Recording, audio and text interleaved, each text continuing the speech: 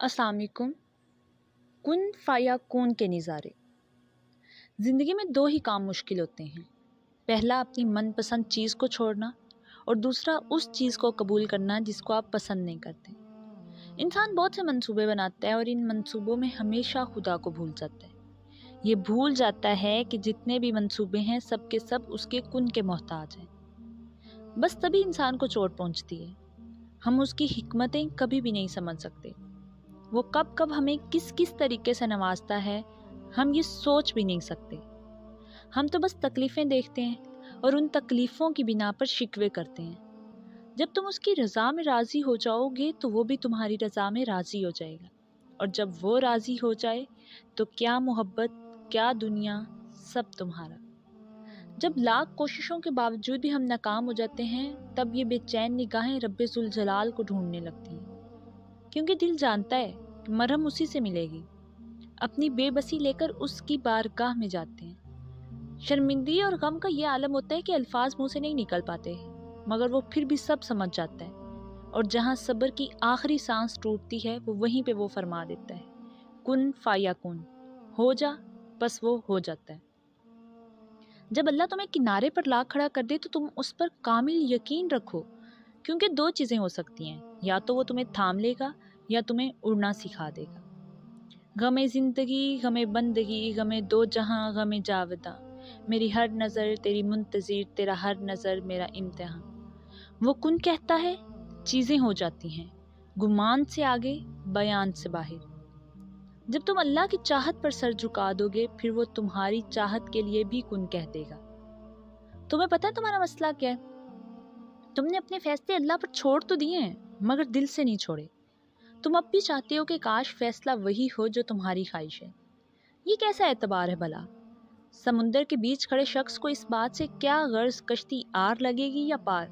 उसे तो बस ये यकीन होना चाहिए, मैं डूब भी गया तो ये मेरे लिए आर या पार जाने से बेहतर होगा।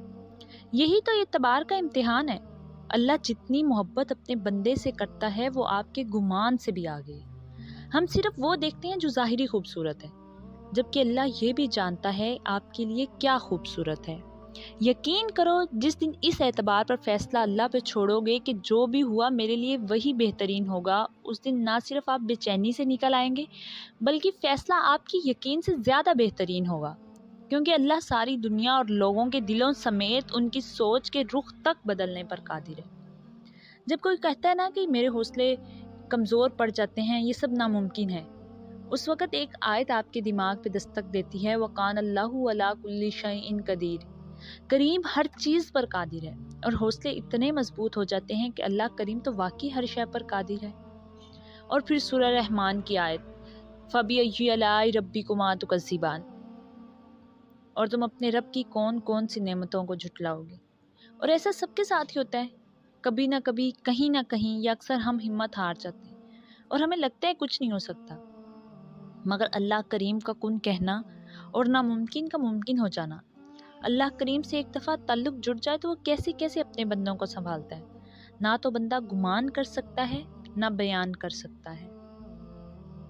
जब वो कुन कहता है तो दुनिया की सारी ताकतें फ़यकून करने के लिए मुतहर्रिक हो जाती हैं। रब ताला जब किसी बंदे की मदद करने पर आता है तो ला मालूम से कोई सबब पैदा कर देता है और ना होने से होना निकाल देता है। तेरी कुदरतों का शुमार क्या, तेरी वुस्सतों का हिसाब क्या, तू महीते आलम रंगबू, तेरी शान जल्ला जलाल।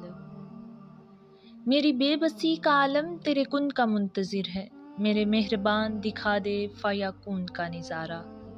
और मैं हैरत ज़दा हो जाती हूँ जब कोई कहे बहुत मुश्किल है, ये कैसे होगा। लोग अल्लाह की इस बात को क्यों भूल जाते हैं।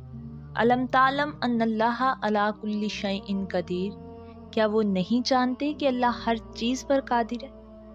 जो आपको मुश्किल लग रहा है उसके लिए मुश्किल नहीं है, उसने तो कुन कहना है और सब आसान हो जाना है। बस बंदे का काम है कि वो सब्र करे, दुआ करे, ये ना सोचे कि ये बहुत मुश्किल है। जज़ाकल्लाह, थैंक्स फॉर वॉचिंग, अल्लाह हाफिज़।